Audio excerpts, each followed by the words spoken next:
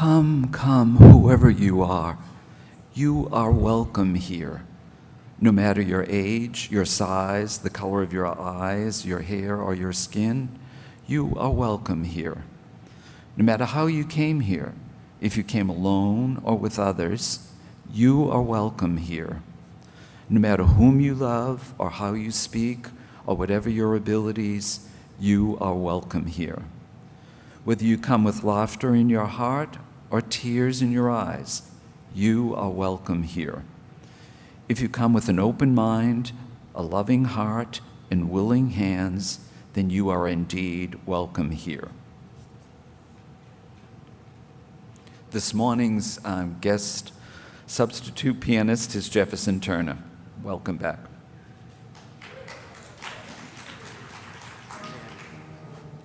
Sounds like this feedback. When you get up, just put it down here. You can actually just speak. Over. Sure.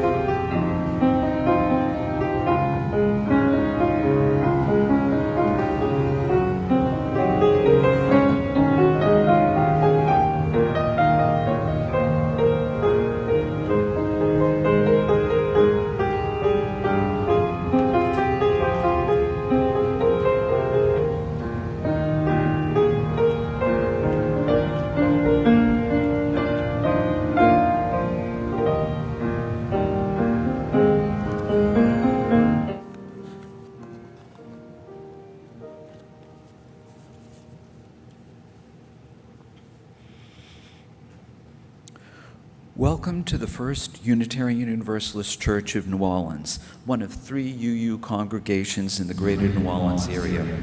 The other 2 are Community Church Unitarian Universalist in the Lakeview neighborhood and North Shore Unitarian Universalist Society in Lacombe. Together, we are the Greater New Orleans Unitarian Universalists, or GNU. Our congregation has gathered in love since 1833 to seek wholeness and to work for justice in the world. I am Henry Jermaine McCarthy, and my pronouns are he, him. If you can't hear what is said, please indicate by voice or gesture to the speaker to use the microphone more effectively and to maximize communication. And also, would you now please silence your cell phones or other electronic devices? If you are a visitor, we invite you to raise your hand so we can greet you, or if you're watching via live stream, please wave or say hello in the comments. Welcome.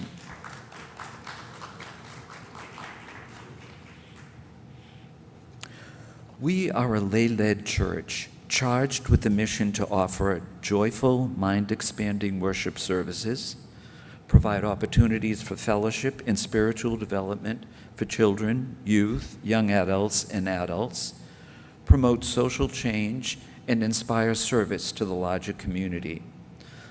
On Sunday mornings, we aspire to fulfill that mission by inviting UU ministers, other religious professionals, and leaders from community organizations working for social justice, as well as our own members, to be voices of hope, courage, and spiritual or intellectual transformation from our pulpit. Providing that service today is Antonio Travis, and we are delighted to have him as a member of our community, who is our worship leader and guest speaker for today. If you would like to know more about programming for children and families, Katie Gelfand is our Director of Exploration right here in the front row and is the person to talk to about that.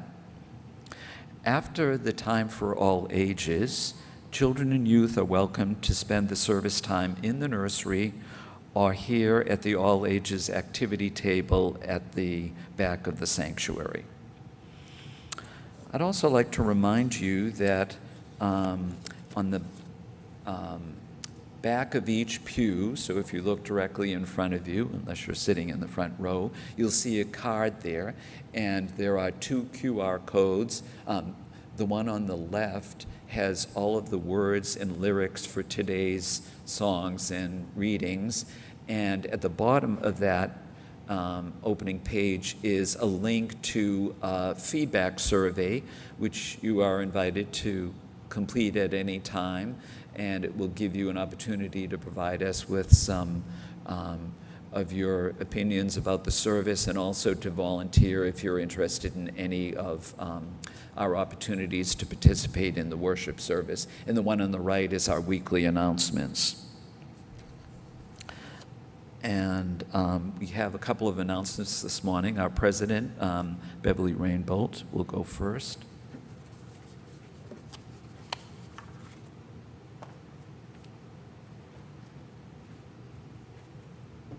Good morning.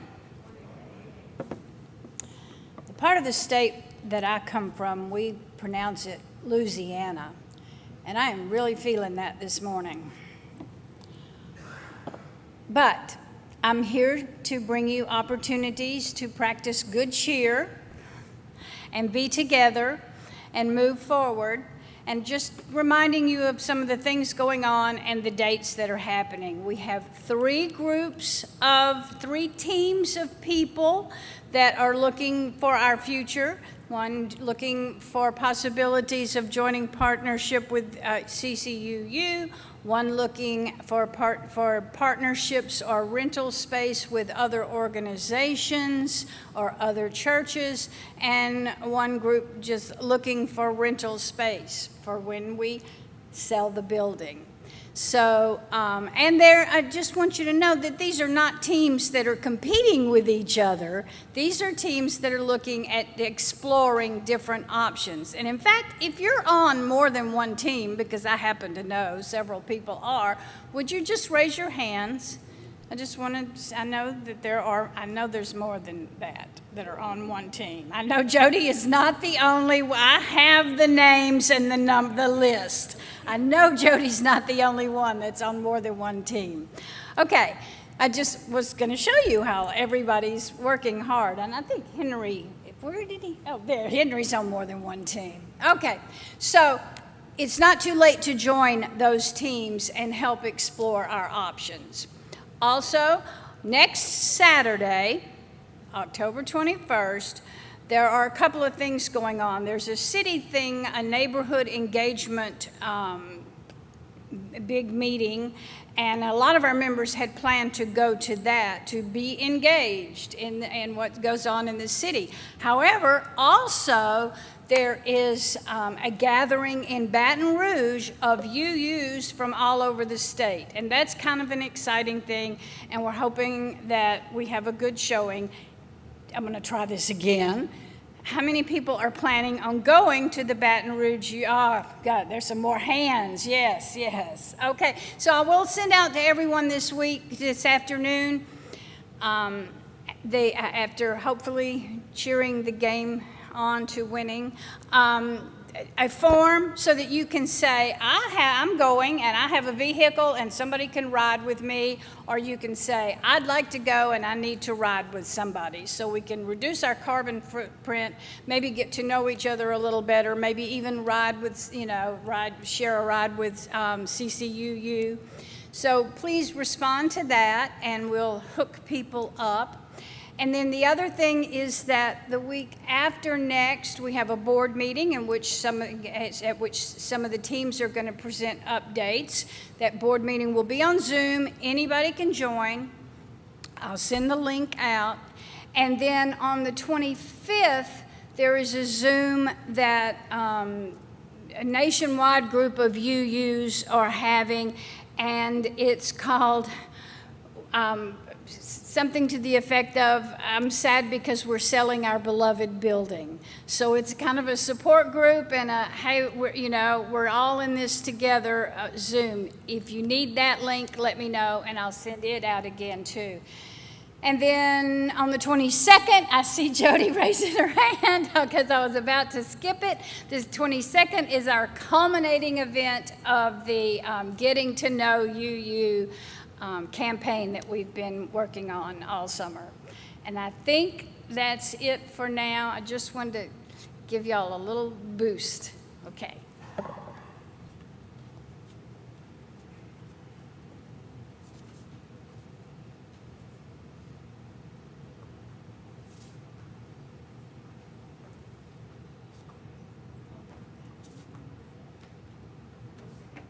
Well, that's a tough act to follow, but I want to introduce ourselves again. We're your Stewardship Pledge Drive team. I'm Ann, and this is Casey Groves.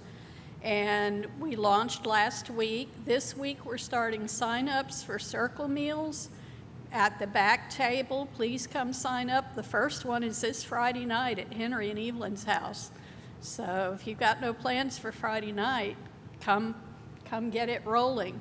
And this is our graphic that I mentioned last week. This is our tree, and we're going to put leaves on as we get pledges of time and treasure. So that will be in the back, and we'll be adding, I'm hoping, up to 200 leaves as everybody pledges a financial pledge, a time pledge, and then shares their random act of kindness that they've done as part of this campaign. And now Casey has a few words. So I wanted to kick off this sort of pledge testifying. So I want to say a little bit about why this community is important to me and why I pledge every year. My family, Rachel, Daniel, and I started coming here after my son was born, and we weren't able to do in-person meditation with a Zen group here in town. And we were looking for an open-minded spiritual community to be a part of. And with the babysitting here, we were able to do that easily. And I ended up serving on the board here for 2 years. And one thing that UU offers that I don't get in Zen or in the Catholic tradition that I was brought up with is ritual that I can get behind wholeheartedly. What I like about being here too is being accepted and appreciated as a spiritual artist. It's nice to feel at home in that place that I feel called to. I appreciate being around like-minded and like-hearted people who are concerned about and are doing things about important social issues, and are also developing their spiritual lives in deep and expansive and yet also grounded ways. I appreciate the diversity of age and ethnicity and of who people love and of gender identity here, and I appreciate that so many kinds of people feel welcome here. I enjoy the worship experiences and the rituals we create and that are created for us. And I appreciate the conversations over coffee, and that my son Daniel gets to experience all this openness and social and environmental concern as well. And all this is why I pledge and why I'm here. Thank you.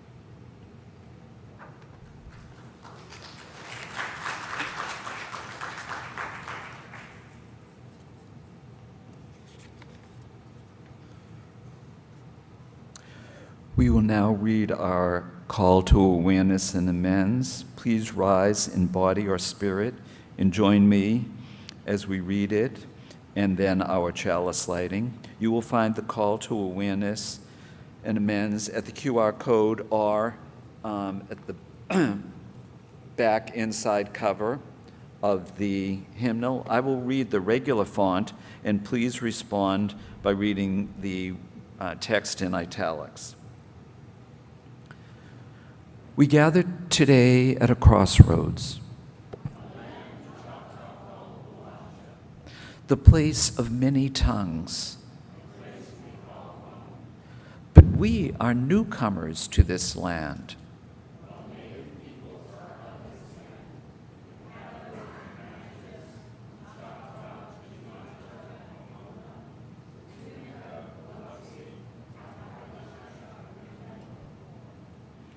know that we gather the spoils of colonialism and broken treaties. Acknowledging this history is just the first step. Where we have harmed, where we have taken, where we have disparaged, just as the flame of our chalice, we add life-giving water to earth.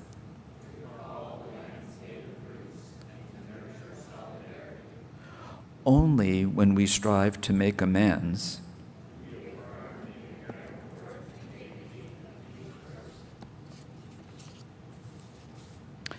the chalice lighting is number 447 in the gray hymnal towards the back.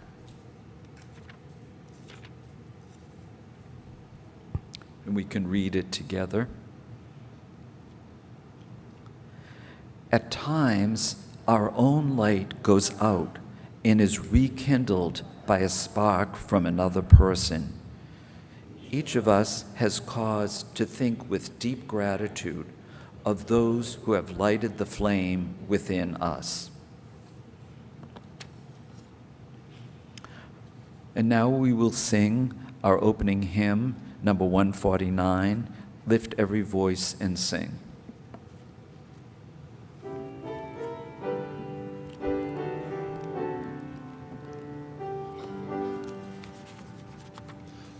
Lift every voice and sing till earth and heaven ring, ring with the harmonies of liberty. Let our rejoicing rise high as the listening skies. Let it resound loud as the rolling sea. Sing a song full of the faith that the dark past has taught us. Sing a song full of the hope that the present has brought us. Facing the rising sun of our new day begun, let us march on till victory is won. Stony the road we trod, bitter the chastening rod, felt in the days when hope unborn had died. Yet with a steady beat have not our weary feet come to the place for which our fathers sighed. Sing, we have come over a way that with tears has been watered. We have come treading a path through the blood of the slaughtered. Out of the roomy past till now we stand at last, where the white gleam of our bright star is cast.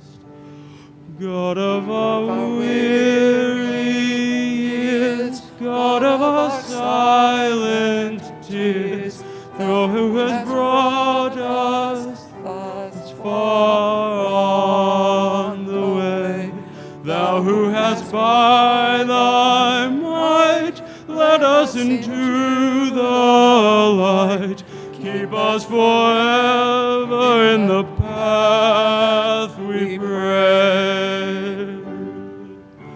Since our feet stray from the places, our God, where we met thee, lest our hearts, drunk with the wine of the world, we forget thee.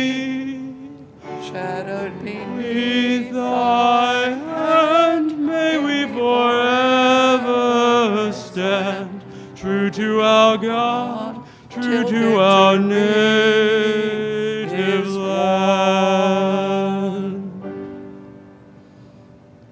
Please be seated.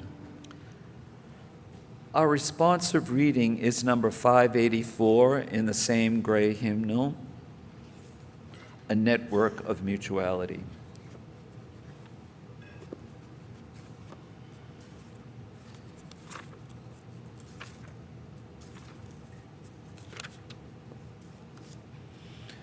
I will read the regular text, and please respond with the text in italics.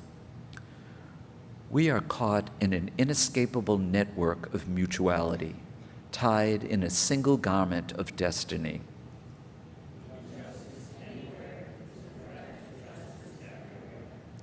There are some things in our social system to which all of us ought to be maladjusted.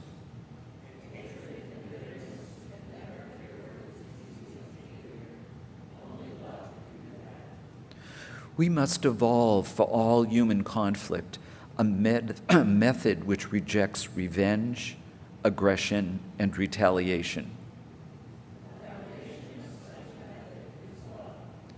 Before it is too late, we must narrow the gaping chasm between our proclamations of peace and our lowly deeds, which precipitate and perpetuate war.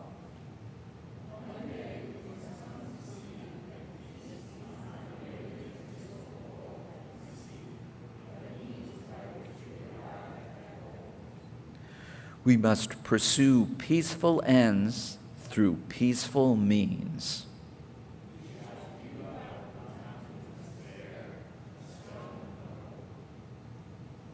And now we will have our Time for All Ages by our Director of Religious Exploration, Katie.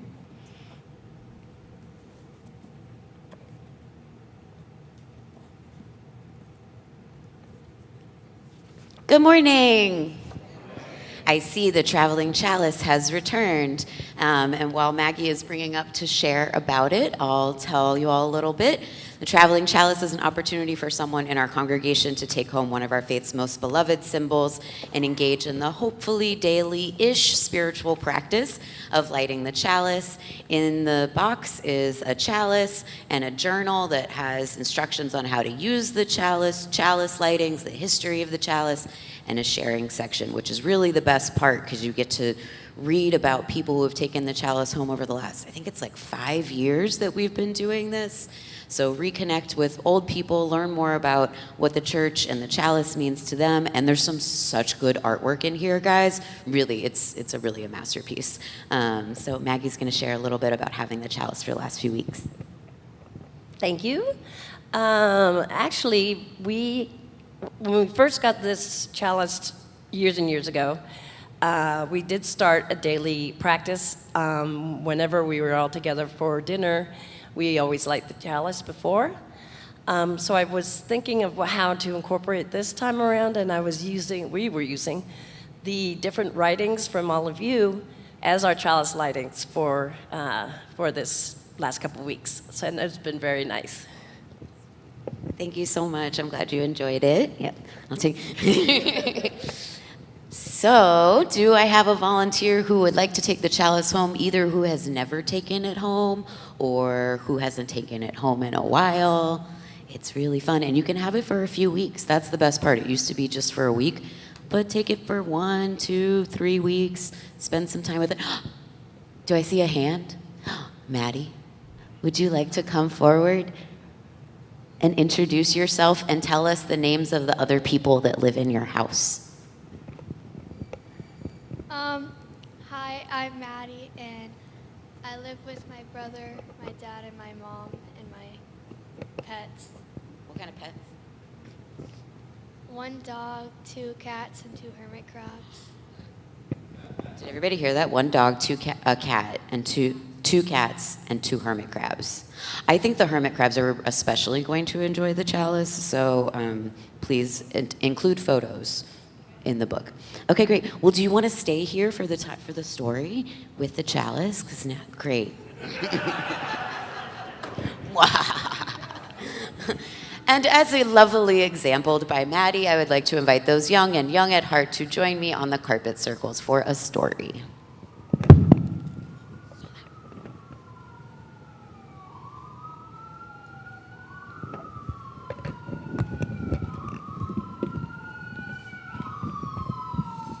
Yay, young at heart, it's awesome. Also, Barrett, props for making your carpet circle match your skirt. Yes, and mask, I'm very impressed. Okay, wait. All right, can you hear me? Okay, so I'm gonna share this really beautiful book, and I know I say this all the time, but it's so true about this book. Please, I'm gonna leave it on my chair during coffee hour. Please come look at the illustrations if you can't see them up close. They're really, really stunning. This book is called All Because You Matter, written by Tammy Charles, and I'm going to share a little bit of the author's note about her inspiration for writing this book. In my son's early years, it was so easy to avoid discussing the injustices against people of color, but soon the questions came. Why did they assassinate Dr. King? Why won't you let me play with my Nerf guns outside? Time was up. I knew I had to have the big talk with my son. The one where I tell him that while there are many nice people in the world, not everyone is. And that sometimes people will treat others unfairly because of the color of their skin, their race, or religion. I wrote All Because You Matter to provide parents with a starting point for conversations about the racial climate in our country today. These are issues that should be discussed in all families of all backgrounds if we are to raise empathetic future leaders. I also wrote this book to remind all children, especially those of marginalized backgrounds, that no matter where you come from, they matter. That the people who came before them and the work that they did to secure the life we have today matters. Because of this, our children must continue to do that work and carry themselves with pride, even when they experience moments in which they are made to feel unimportant. I will not raise my son Christopher to walk in fear. And while I don't have the answers for how we can fix racial injustice, I can begin with this book. All Because You Matter by Tammy Charles, illustrated by Brian Collier. They say that matter is all things that makes up the universe. Energy, stars, space. If that's the case, then you, dear child, matter.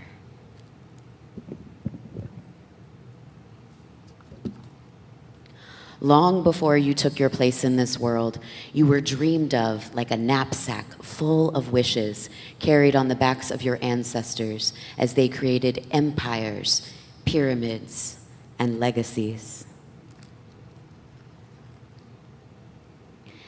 Building, inventing, working beneath red-hot suns and cool blue moons, thinking of you years ahead, because to them, you always mattered. On the night you were born, stars sprayed across the sky, each one full of light, hope, love, and all the moments in your life that would matter. Like your first steps, bare feet planted on cold floor, hobbling, wobbling, toppling, only to stand and try again. Or your first words, spoken almost like a lullaby, notes climbing a ladder to the sky, mama, papa, mahil kati. Or the first time you opened a book, like a mirror staring back at you, and really saw yourself, your same hair, your same skin, your same dreams.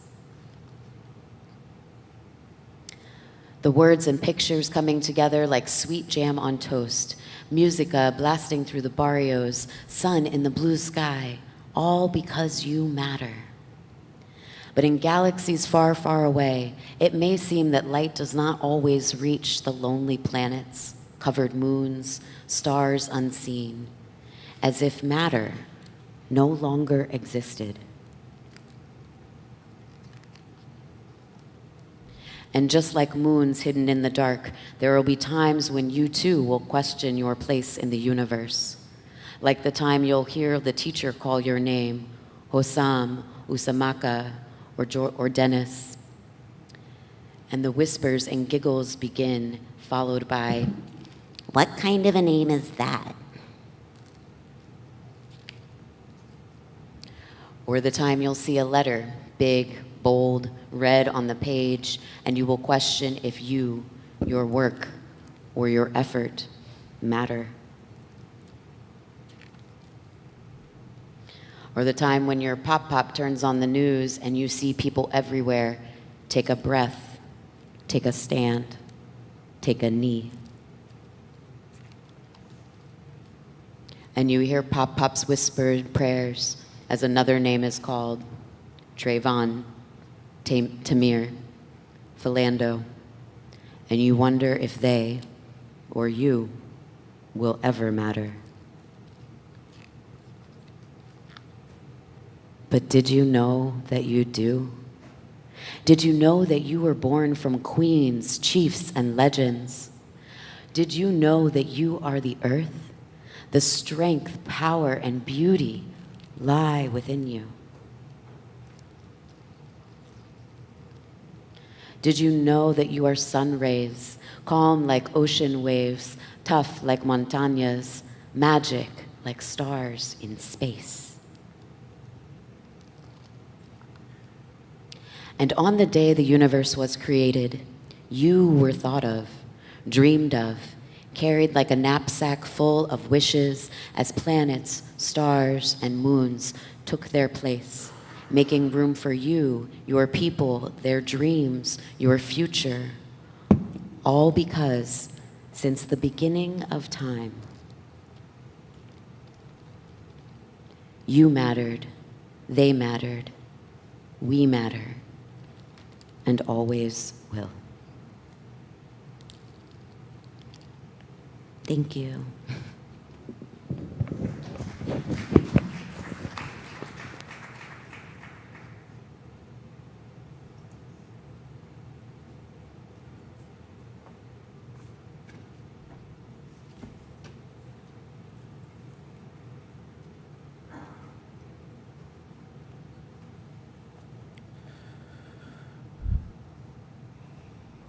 We will now have our time of prayer or meditation.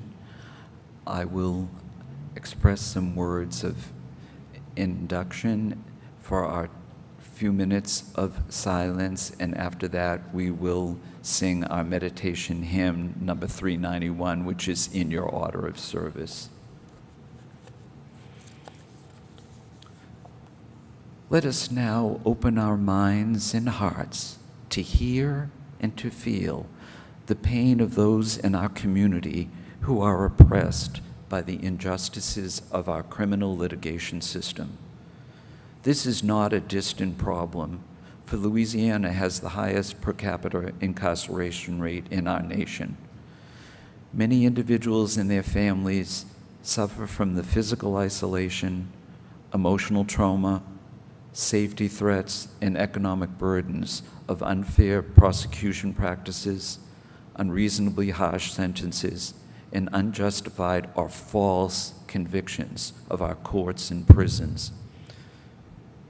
In our moments of silence, let us give our blessings of love and hope to those directly affected by these injustices and to those who are working hard to envision and implement humane and restorative reforms.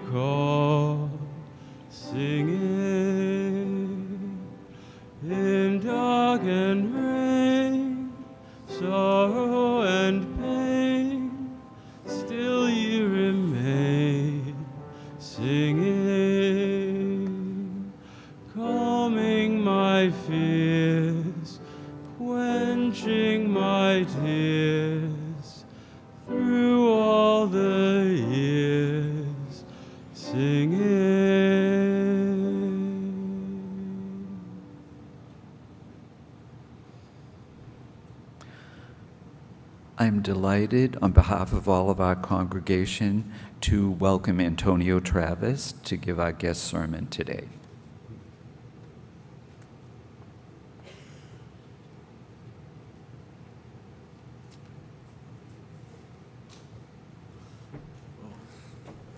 I'm kind of tall already. This work? Can y'all hear me? I appreciate y'all. I want to say that first. Good morning to everybody. I'm happy. I'm happy to be here at the UUA Church. We're going to work through it.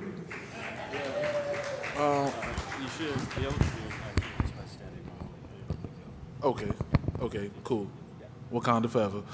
So this is actually the last time I was in the UUA Church. We was putting the charter school system on trial. We actually did a tribunal up in this beautiful place. So I'm actually happy to be here. And I do want to say, often, more times than not, before I get into my story, we always get people who ask us to come and speak and talk and stuff. And, you know, we tired of talking and speaking and doing that stuff. But Brother Henry, when I met him at Back of Town Coffee, and I already know of the UUA Church and the great work that you all do in the community, you know, it's an honor to be up here and to be able to share my story. And hopefully I get to build relationships with the great people up in here, and I get to learn your story, right? So in these 25 minutes that I have up here, I'm going to do my best to try to navigate where I started from and where I'm at right now, and the call to action that I'll be asking of you all when I'm done. And so, again, my name is Antonio Travis. I'm born and raised in New Orleans, Louisiana. I was born in the St. Bernard Projects in the 7th Ward.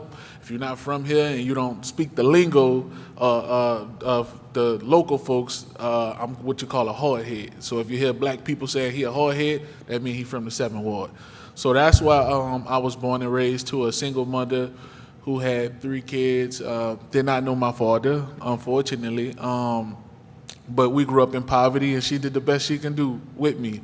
And so growing up in poverty, right, and having a single mother and watching her do everything she can to raise her kids inside of this community, which at the time, and still is, holds a lot of weight in my heart.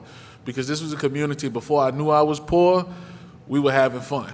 You know, we were outside with no socks on. We were doing all the things kids did until I realized, oh, wait, we poor.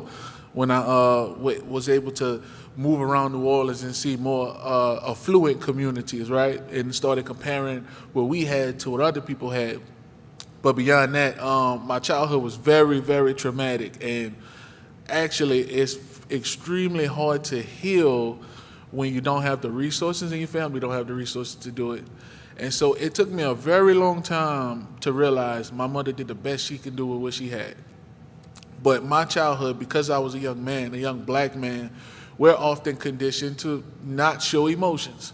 We're often taught that masculinity is, I got it. No crying, no emotions, no tears, you got it. And that was conditioned inside of me. And because that was conditioned inside of me, I built up a lot of bad habits growing up. And so instead of crying or saying I need help, you punch walls. You do harmful things to people. You navigate the world with this rage and anger that you don't understand because you don't have nobody. You feel like you don't have nobody you can talk to. And so for a long time, as a young black man in this country of America that we all live in, I often moved with this anger and rage that I didn't understand, that I often tried to move through. And so when I told a joke and got suspended, when I got into a fight, these were actually cries for help that I never could get, right? Because ultimately what I was doing was I was asking for somebody to sit down and talk to me. Unfortunately, that's not what I could get, what I got for a long time. And so Hurricane Katrina hit, and Hurricane Katrina was very eye-opening for me. Hurricane Katrina opened my eyes to the world. Hurricane Katrina showed me how divided we can be and how even if we have the same skin color, sometimes that really isn't enough. It's really about what we have up in here if we have the same heart and mindset to move forward. And so Hurricane Katrina, I go from New Orleans public schools to schools in Texas, and I'm in a real conservative community, might I add. And so I'm going to school, and I'm traumatized from Katrina. And I'm being called a refugee by kids because kids are hearing what their parents say. People don't want us in their communities. I go to the schools. I never forget I did a project on Hurricane Katrina, and the teacher was a tall white dude. He looked like Bill O'Reilly, if you know who Bill O'Reilly is. And he was like, Katrina, that's over with. Can you stop talking about that? And I was like, it stung. And I didn't know what to do with that, right? And so navigating Hurricane Katrina and living in a different community that you were not wanted in. So every day I had to repeat the 6th grade and the 7th grade because I couldn't go to class. So it was bad to the point where if the students knew you were from New Orleans, you had to stand on, like when we say in our community, you got to stand on business, right? So if they knew you were from New Orleans, they chastised you and they wanted to, see what you was about and what you stood for. And so more times than not, I was fighting for survival, right? So class was the absolute last thing on my mind. Well, I was fighting for survival, and the girls liked us too, because we're from New Orleans, we have an accent. So all the young women were like, say baby, say baby. And so, I'm young and I'm trying to find myself, trying to build myself. I'm saying baby, and the young women following us around school. So, the young men didn't like that. They wasn't too fond of that. But Hurricane Katrina compounded the trauma for me. So Hurricane Katrina, dealing with all of that was Hurricane Katrina, it's there, right? And so I'm trying to figure out why I don't know how to advocate for myself when I should. I have these bad things that were handed down to me that I've conditioned myself to believe about me being a young black man. And I fast forward to New Orleans when the charter school system was thriving. And I started high school in 2008, right? Now, mind you, I've been held back a couple of times, right? So I'm a little older in high school. I'm like, 16, I think in the 9th grade. So I'm older, right? And so now I'm in a charter school that tells me that when I get off the bus, you look me in my eyes or I suspend you. When you're in class, you don't talk. You look me in my eyes as I point to the instructions. If you don't, I suspend you. I have a principal, me and Jeremiah, the guy up here, the big guy right there. We went to the same school. When we walked in the cafeteria, when the principal walked in the cafeteria, let's say he had a bad day, the test scores wasn't looking good, right? He'll walk into the cafeteria and he just would gesture. And we all knew what that meant. That meant if you talk, you go home for 5 days. So I need people to understand that when you live in a family where your parents have to work multiple jobs, they don't have capacity to advocate for you. So when I'm getting suspended, it's my fault. It's like that's where it stopped. It's my fault that I'm getting suspended for zero tolerance policies. I believe it's my fault. I didn't realize until I got into college that it wasn't my fault. But before I get to that, so from 9th grade to 12th grade, we're being socially promoted. We're not retaining any information. We're getting the same grades. We're failing all the state exams. They're not teaching us anything. But what they did was they had the optics. So they went into the communities after post-Katrina and got young black men and put us in blazers and ties and taught us what respectability politics was firsthand.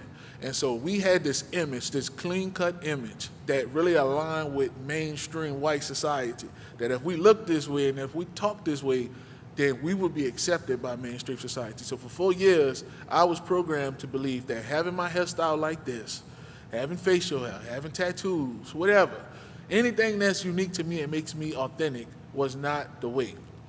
I needed to look a certain way in order to function, right? And so 4 years of being socially promoted and suspended because I was terrible at standardized tests. I can read very good, but because I got in trouble so much, my mom used to take my Xbox from me all the time. So all I had in the room was Goosebumps books.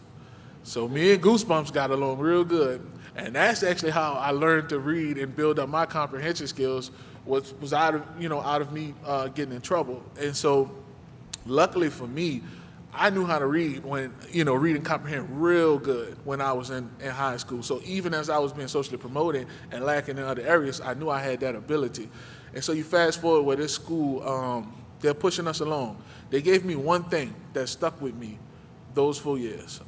Actually, two things. The first thing is I learned different perspectives because my 11th grade year, I had a Jewish teacher, I had a Muslim teacher, and I had a Christian teacher. And I used to watch them talk about religion, and it intrigued me because up until that point, I wasn't used to having different perspectives. It almost was as if I lived in a silo. And so what was fed to me in my community was what I knew. And so I got these teachers talking about these different perspectives and different lenses on life. And it started to make me think, everybody don't think the same. People actually think differently. And it actually was my first time questioning religion because for all my life, I grew up in the church. I used to hear about homosexuality. And my oldest brother, he's gay. And so I watched my oldest brother go through a process with my family where we heard, oh, it's not Adam and Steve, it's Adam and Eve and all those great things. But I watched the process he had to go through to come out and be who he was. And I didn't like it. I didn't like what he had to go through. And that was my first turn off to religion. And I never forget, I used to go to vacation Bible schools and everything to learn more about religion because I had a real bad taste in my mouth about what religion could do to my brother, right? How religion could be weaponized against him, let me say that. So I never forget, I told a pastor as he continued to try to convince me that way was the way and that's what it was. I said, sir, if I have to go to hell because I love my brother and he's gay, I'm going to hell. And he didn't like me from that point. And so what I was trying to say was, I love. And so I'm sorry, sir, if I have to be a rebel or a heretic or whatever the proper term is, that's who I am because I'm going to continue to show up for this person that I love, right? And so it was just those things. I started to question those things, right? And so the second thing that I got from my high school was a poem. Now remember, this is a school all about optics, so we want to look good to the people and make it seem like we're taking these poor black boys and we're giving them a great education and preparing them for college. So a poem called Black Man Rising was introduced to me and a couple of friends. And so we got, not pressure, but they really like pushed it. Like, we need somebody to do it for the program. We got parents there. Can y'all do it? Now, mind you, at the time, this was just a way for me to stay out of class. So I was like, all right, we'll do the poem. Me and my friends, we did the poem. And that poem wound up actually turning into what we do today, which is Black Man Rising movement, right? And so that poem was the second powerful thing that I took from it. But I want you guys to think about attending a school for 4 years, right? A high school. Now, when I look at the big schools around here that have looked like, you almost could compare them to college campuses, where the students are able to walk around and walk the class from bell to bell. We didn't have that luxury. Our school was very much ran like a prison. So I want you to imagine black boys from different neighborhoods in blazers and ties, mind you, very business casual looking with low haircuts, walking in straight lines to class for 4 years. And if people don't know, that does something to you psychologically. So for 4 years, and we're in trailers, we're not on a big campus. So I was very envious when we went on field trips and I look at Holy Crosses and these other big gigantic schools, and we were in trailers for 4 years, and that was just a whole nother thing. But to walk in line for 4 years with your teacher on side you, your class like 2 feet away, but you got to walk to that classroom with your teacher on side you for 4 years, and then you graduate, and then you go to college, and when you go to college, you get the schedule. And once you get the schedule, it's all on you after that. So we all most of me and my friends went to the same college, 6 hours away in Alabama, right? To get this independence we always wanted. I would say, if I had to put a number on it, a large majority of the young men, 72 young men graduated from Miller McCoy. I would say over 60% of those young men went to the same college in Alabama. And I would say up to maybe 90% of us dropped out within the first 2 years. Not only were we not prepared academically, so now we're going into college paying for remedial courses because we wasn't educated. So now you're spending money that you don't have to pay for remedial courses that you should have gotten in high school. That's the first thing. The second thing was actually socially and emotionally being prepared for a college campus and what comes with that. And so I tell people all the time to paint the picture for them. My first day of class, I almost missed class because I had the expectation that my professor was supposed to come get me from class and walk me Right, he was supposed to come get me, knock on my dorm door. All right, it's time for class, let's go. I was so dependent. I learned how to depend, and I was so dependent on, a system that was set up, that when I went to college, I wasn't psychologically prepared for that. And so off the strength of just getting to class, that was a barrier for me, right? Because I've been conditioned to move a certain way and not actually learn how to be independent and learn the skills to navigate and cycle through things. So I dropped out within the first 2 years. Dropping out of college, I come back home and to $7.25, as we know, which is the minimum wage in my community. So that's Family Dollars and Taco Bells and McDonald's and everything else.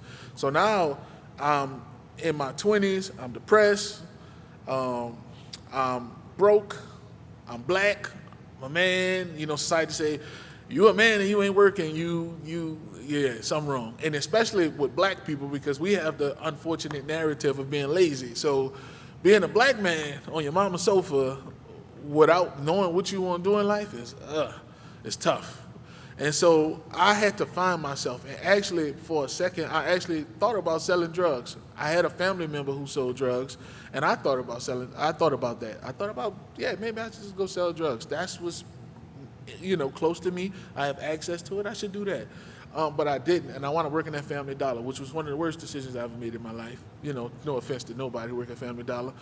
But to work for that $7.25 and put in the amount of work and labor that it took to then get the check that had taxes taken out and still not have enough money to do anything was just awful.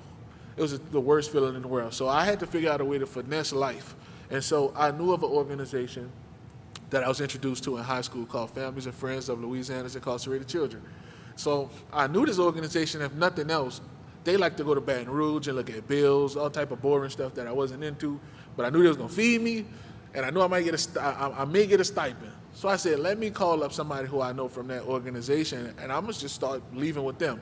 So the plan was, when my mama leave, I leave, and when she come home, I come in after her. So that way, I look like I was being productive all day. Because if she comes home and I'm home, I could scrub the kitchen spotless. She gonna find something wrong with it, So I started to finesse, life that way, and I started volunteering with this organization, and I started to see real soon that there's work that needs to be done out here in the community. And not only that, but these were people who finally actually told me my voice mattered. So for the longest, I thought I had no voice and didn't know how to advocate for myself. Actually, was one of those people who use the term black on black crime, which is not really a phrase. We know it's a propaganda tool, but I used to say all the things that people say who lived in a bubble in a silo, but it wasn't until I started to see people through different lenses and perspectives and live their lives that I said, oh wait, there's some stuff going on. I started paying attention to things that were always in my face that I never acknowledged. Robert E. Lee Street. Who is Robert E. Lee? Who is that guy? Why is a street named after Robert? We have statues of people who do things to people who look. So you start to just do the small stuff like, oh shucks, that stuff in my face, and they celebrate that. And so I remember I have this trauma and anger up in me, and I don't know what to do with that. And so after college, I started working my way up through that organization, but I started losing my brothers who went to my high school, who I built bonds with. I started losing them to suicide. And knowing myself that I was also suicidal, I started to realize something needs to be done. And so losing brothers, people, period, to suicide because they feel like they have nowhere else to turn really did something for me. And it really made me think about my brother a lot, because who did he have to turn to when he was coming out to be who he was? And everybody turned their back on him and he had to move out, right? And so it really stuck with me. So I went in full Avengers mode, I'm Tony Stark. So I went and recruited everybody. So I went and got Jeremiah, he the Hulk. I went and got him, and I went and got the other guys, and I said, hey, the poem we did in high school? I think we need to do something with that, because a lot of stuff happened in our community, and we all could relate. Like, we don't have many outlets, so what can we do? And that's where Black Man Rising was birthed. It was birthed through the fact that through the fact that we needed a safe space in order to be human, if nothing else. We needed a safe space where everybody was welcome. I can't tell you how many times people look at us. I know we some big guys, we play football. People unconsciously put their biases on us. So they see us big black guys, ooh, super masculine guys, and they come up to us and talk to us. And one of our founding members is gay. So people come up to us and talk to us all the time and say, yep, you know what's wrong with this world? Gay people getting married. And I always look at him, and he's standing right there next to me, and I just look at him, and he just be like, you know, and it's just it's so funny to me, the way we think about things and the way we look at things. And so to start that movement and to have young black men in that circle and say it's okay to cry, it's okay to be emotional, all those things are great, and it's okay to be you. Because if we said if we was going to do this thing, we had to do it authentically. So I don't want to do a mentorship program that's built in respectability politics like my school. I don't want to do that. I don't want to do the program that say pull your pants up and cut your hair low. I'm sorry, it's not us. They got a lot of those programs out there for that if that's what you want. And we tell it to parents. This program is built in authentic engagement. Come with your hair the way it is. Come with who you are. You can be who you are. I don't know if y'all have seen Pokemon. Good anime, real good anime. The thing with Pokemon is these little creatures, they evolve and get stronger, but they never cease to be who they are. So just because you evolve and become a better version of yourself, you're still you. So our motto was always about evolution. We want you to evolve. We don't want to change you. So it's a way to look at that, and it's a way to do that. And that's what we did with our young brothers. We wanted to knock down these narratives about us. Nah, actually one of your mentors is gay, and he wants to lead a lesson on open-mindedness. So you need to understand why it's important for you to realize the words that you say can be harmful to people in our community, right? I never forget my first time sitting in a circle and having to say my pronouns. I had to Google it because I ain't used pronouns in a long time, right? You know, but it's just those things, those narratives that we're trying to dispel, those narratives that we're trying to knock down and that we're trying to fight through, but we want to do it, again, authentically. So we would be the program that you might see flipping off a Robert E. Lee statue or something like that. That's us. We are those guys. We just feel, look, if you're not going to like us, don't like us for who we are. We just don't have, I've already lived a life of trying to appease other people and trying to look the way people told me to look. And I know a part of that is out of survival instincts, but we don't do that. That's not our style. That's not our way. You're going to get us raw and uncut, with love though, and we're going to come full force. And so we got the program started. We do Black Man Rising. We move through that work, and we work with families in the community. And so we just try to continue to move forward and do authentic work and to be a pillar in our community and do what we need to do. But like I said, man, we like to do our stuff authentically. So we don't spell the T-H-E, we put D-A on it. So if you get one of our pamphlets, it says The Village. It's all on our shirts and stuff. But it's just those just nuances and those things that we like to do to stay true to where we're from and what we do, right? And so I'll say this, I'll close out with this. We are currently right now doing Dignity in Schools. It's called Dignity in Schools. We're doing an event October 21st, and it's around the school-to-prison pipeline. And we've lost so many young people to the school-to-prison pipeline. And so our young people want to put on they want to do this interactive game with the community and show you what it's like to go to the school-to-prison pipeline. Because prior to me coming back to organizer work, I went into the education system, and I was the dean of students for a school. And so I got a front row seat to see how much power you have into young people's lives. And I actually had a young person that got me emotional not too long ago, but I had a young person who was on the verge of being expelled for bringing a gun to school. And I get it. We all think about safety, but we don't ask the follow-up questions. We don't like to dig and do the root causes of issues, because doing that is actually the real work.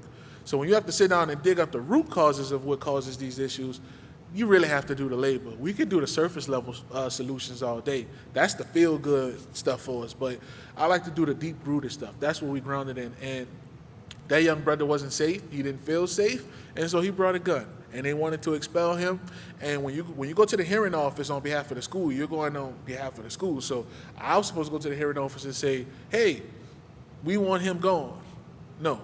I went to the hearing office and said, no, we want to keep him. And we're going to keep him because I was him. I seen myself in him. And so I need to pass it forward. And I always tell people, when I first realized my power, I was 16 years of age in Baton Rouge on the state capitol with FLIC, Families and Friends of Louisiana's Incarcerated Children. I had a sign in my hand that said, "Stop suspending kids" at 16. It's the first time I ever felt like my voice mattered and I had power, right? And it was called Senate Bill 67. It got vetoed by Bobby Jindal, right?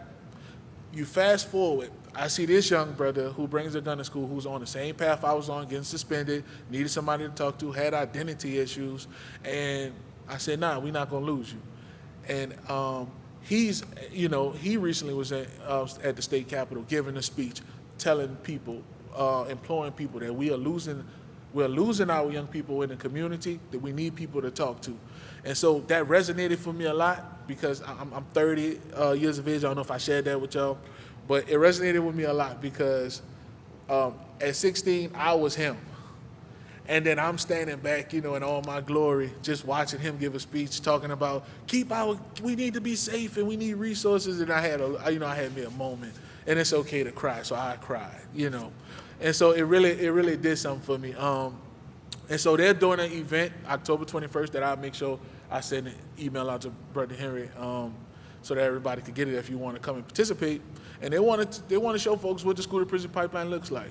When you wear the wrong color shoes and the wrong color belt and those different things, and that gets you demerits and eventually suspended, and then you're back in the community where you're 9 times more likely to get caught up in the criminal justice system from that point. And we want to combat that. But again, we want to combat that authentically. We just don't want to do the whole being politically correct thing. They got enough people who do that. That's not our style. That's not how we coming. And so I want to end it with that, and I want to end it with a saying that I actually heard somebody say that I think was real powerful. It was that story. I don't know if y'all heard the story about the guy who was drowning, and he kept calling up the guide, and he was like, "Oh God, I'm drowning. Can you save me?" And then a boat came, and then the water got high. He said, "God, I'm drowning. You ain't doing nothing." Another boat came, and then he was underwater, and he said it one more time, and then eventually he drowned, and then he went to heaven, and he said, "God, I prayed to you. You didn't do anything. I told you I was drowning." And God said, I sent you a boat like 3 times. That's what this fight is like. The boat comes.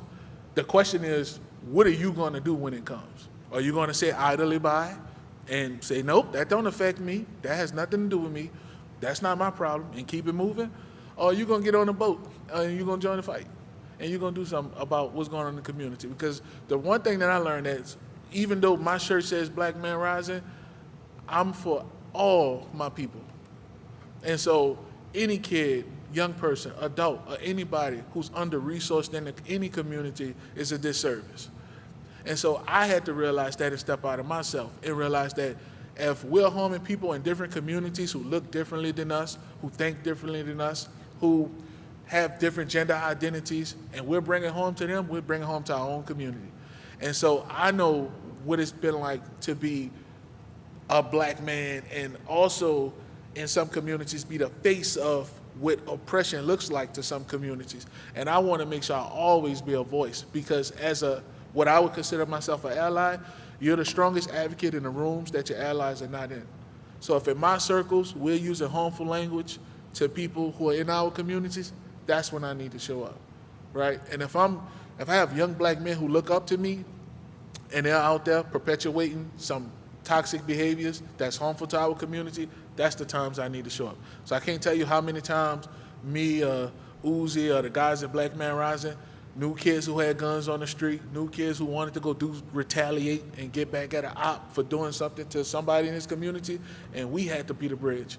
It's a line in this work that most people don't want crossed, that we step over every single time. And we're going to continue to step over it. And so stepping over it definitely looks like being super informal about things, knowing things that could get people incriminated, letting kids come to your place and stay so that they can be safe. It's work that has to be done that everybody can't do, but we do it. And we do it because we believe in a society that we all can live in, but we're unapologetic about it. So I say all that to say, man, I appreciate y'all. I look forward to building with you guys. I think y'all dope.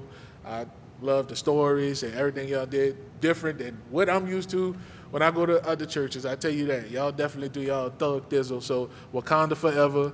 I love y'all. Appreciate y'all. Thank you.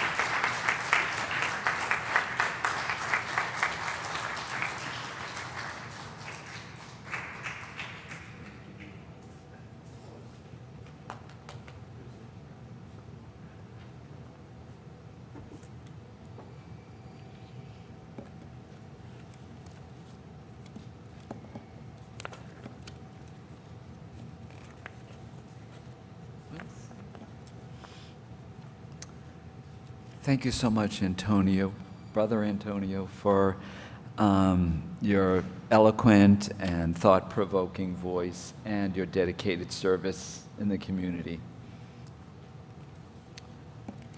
Generosity is a spiritual discipline. We can now practice our act of giving either by placing your offering in the collection plate or by texting the word GIVE to 504-608-7030.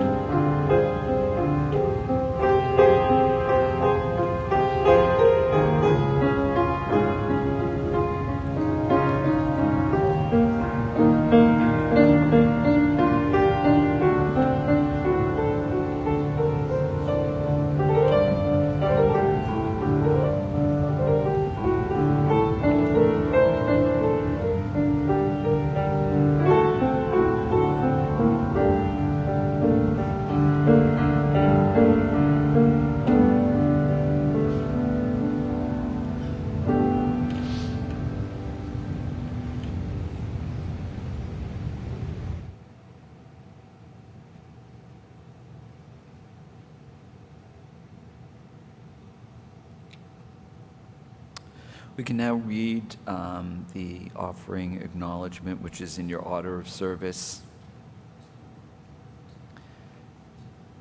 This gift from the abundance of my life blesses me, our ministries, and the world. And we will now extinguish our chalice with the words in your order of service. We extinguish this flame, but not the light of truth, the warmth of community, or the fire of commitment. These we carry in our hearts until we are together again. And our closing hymn is number 1021, and it's in the blue paperback hymnal, Lean on Me.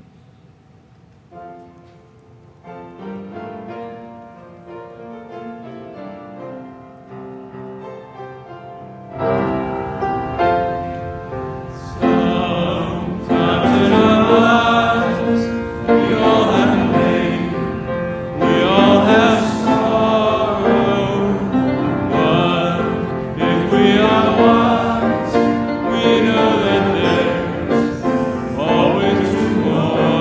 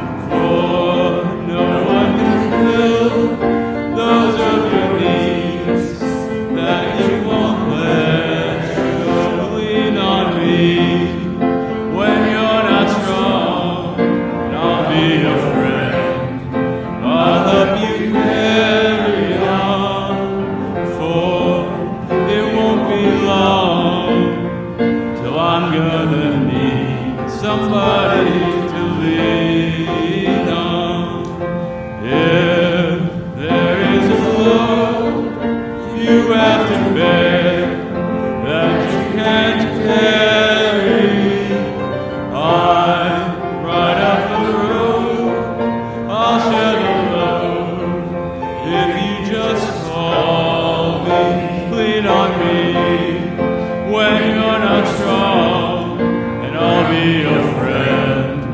I'll help you carry on, for it won't be long till I'm gonna need somebody to lean on.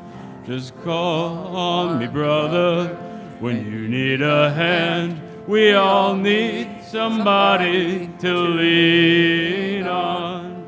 I just have a problem that you understand. We all need somebody to lean on.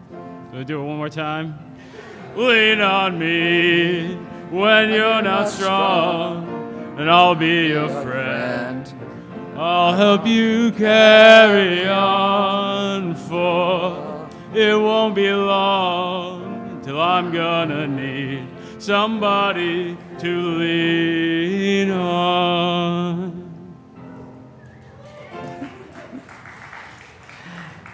Antonio is inviting us to an open discussion of today's sermon and his organization, Black Men Rising Movement. So if you're free, quickly get some refreshments in the back and join the dialogue circle that we will have up front here. And the words of benediction: Spirit of life, source of eternal harmony, you have the dream that all may be one human family. Give us the love, compassion, and wisdom we need to overcome our injustices, violence, racism, and lack of respect for all forms of life. Help us to be instruments of your peace. Amen. Shalom. Blessed be.